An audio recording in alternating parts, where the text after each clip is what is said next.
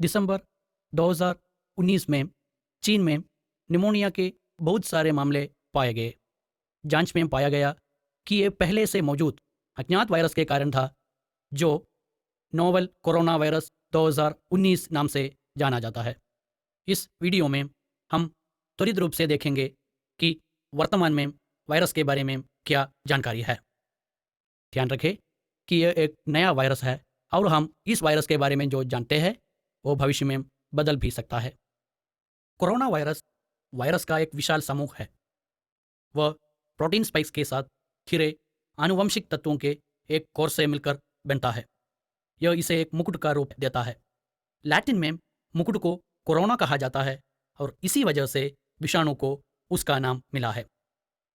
विभिन्न प्रकार के कोरोना वायरस होते हैं जो श्वसन और कभी कभी गैस्ट्रो इंटेस्टिनल सिंड्रोम संबंधी लक्षणों का कारण बनते हैं। श्वसन रोग सामान्य सर्दी से लेकर निमोनिया तक हो सकती है और ज़्यादातर लोगों में इसके लक्षण हल्के होते हैं। हालांकि कुछ प्रकार के कोरोना वायरस है जो गंभीर बीमारी का कारण बन सकते हैं। इसमें गंभीर तीव्र श्वसन सिंड्रोम कोरोना वायरस भी शामिल है, जिसे पहली बार 2003 में चीन के मध्य पूर्व में पहचाना गया था। और श्वसन सिंड्रोम कोरोना वायरस, जिसे पहली बार 2012 में सऊदी अरब में पहचाना गया था। 2019 नोवेल कोरोना वायरस की पहचान सबसे पहले चीन में हुई थी। सर्वप्रथम चीन के वुहान शहर में निमोनिया पीड़ित लोगों में पाया गया, जो समुद्री खाद्य एवं जीवित पशु बाजार से संबंधित थे। यह रोग परिवार के सदस्यों एवं स्वास्थ्य रक्षा कर्मचारियों द्वारा फैला है।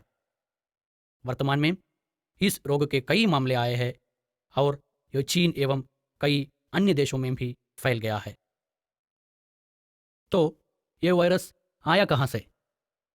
एक ज्ञात है कि कोरोना वायरस जानवरों द्वारा प्रसारित होता है, परंतु कभी कभी यह संक्रमण जानवरों से मनुष्यों में भी हो जाता है। इसे स्पिल ओवर कहा जाता है और इसके कई कारण हो सकता है, जैसे वायरस में उत्परिवर्तन या मनुष्यों और जानवरों के बीच संपर्क में वृद्धि। उदाहरण स्वरूप मर्स कोरोना वायरस संक्रमण ऊंटों से और सार्स कोरोना वायरस को सिवेट बिल्लियों से प्रेषित किया जाता है। 2019 नोवेल कोरोना वायरस पशुओं में कैसे फैलता है? अब तक इसका कोई स्रोत ज्ञात नहीं है। ये कैसे फैलता है? अभी तक इसका कोई सटीक जानकारी नहीं है। आमतौर पर श्वसन वायरस एक संक्रमित व्यक्ति के खांसने या छींकने या वायरस से दूषित होने के कारण उत्पन्न कणों के माध्यम से फैलता है। खतरा सबसे ज्यादा उन लोगों को होता है जो जानवरों के या जीवित पशु बाजार के संपर्क में आते हैं, और इस वायरस का संक्रमण जैसे परिवार के सदस्यों या स्वास्थ्य सुरक्षा कर्मचारियों की देखभाल करते हैं उन लोगों में होते हैं। तो अब बीमारी की स्थिति क्या है?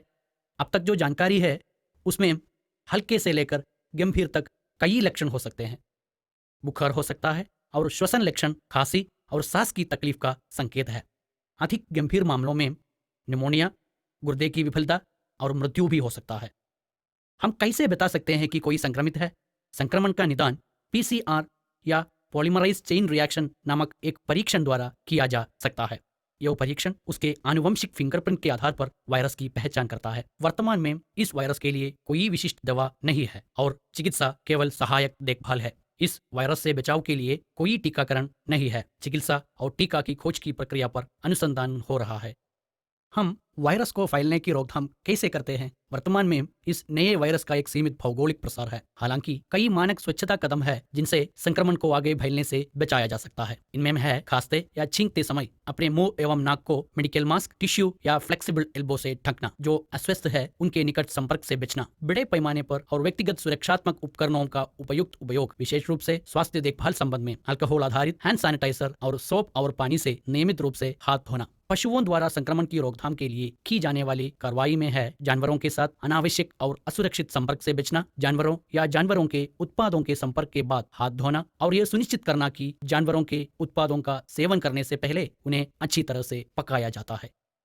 यदि आप अस्वस्थ महसूस कर रहे हैं तो घर पर रहना आवश्यक है। यदि आपको बुखार या खांसी है और सांस लेने में दिक्कत है तो जल्दी ही चिकित्सा करवाएं और अपने स्वास्थ्य सेवा प्रदाता के साथ अपनी पिछली ट्रैवल हिस्ट्री को साझा करें। इस वायरस के बारे में जो जानकारी है वह बदल सकता है। कृपया अद्यतन जानकारी के लिए नीचे दी गई वेबसाइट देखें।